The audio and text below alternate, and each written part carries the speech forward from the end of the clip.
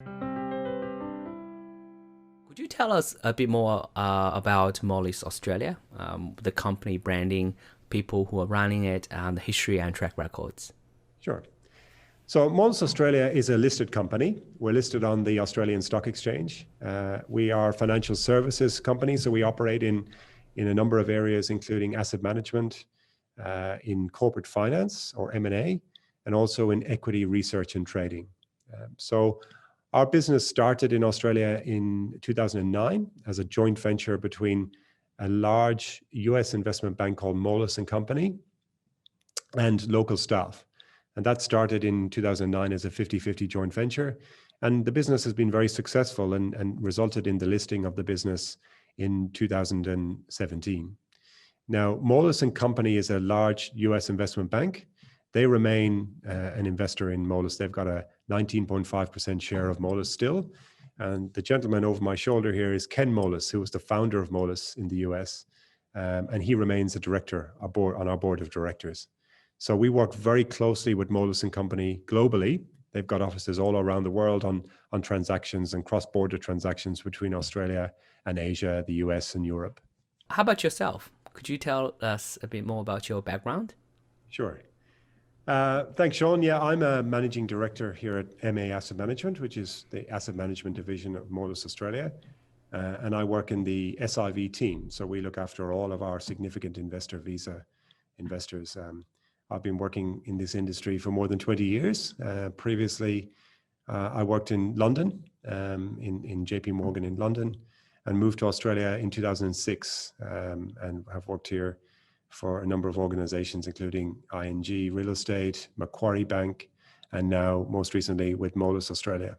I believe you are a AFSL license holder.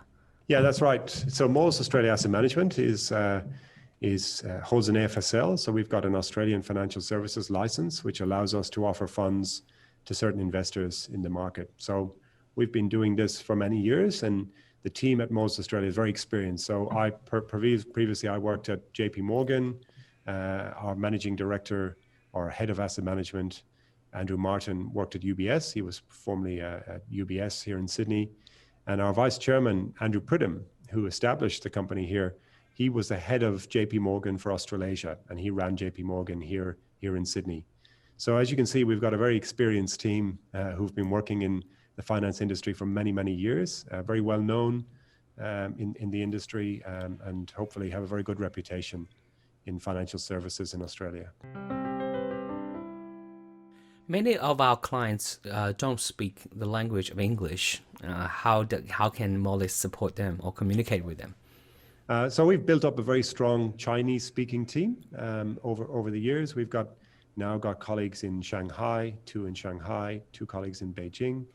We've got 2 in Hong Kong, including a Cantonese speaker, and we've got 2 in Melbourne. So we've established a client relationship team of almost 20 people now who've got language capabilities, particularly in Mandarin, Cantonese, and also Vietnamese.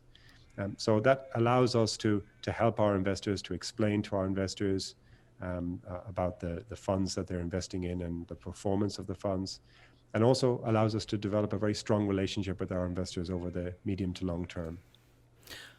And you have branch offices, or you have offices in China.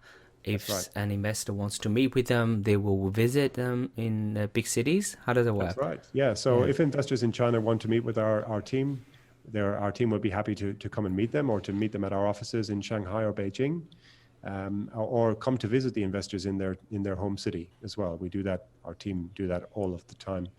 Generally, you'll find as well that all of our fund material and our reports and even our online login or access is all available in Mandarin and English. So we want investors to feel comfortable, to be able to understand what they're investing in, and also to be able to understand the reports that we send them every couple of months.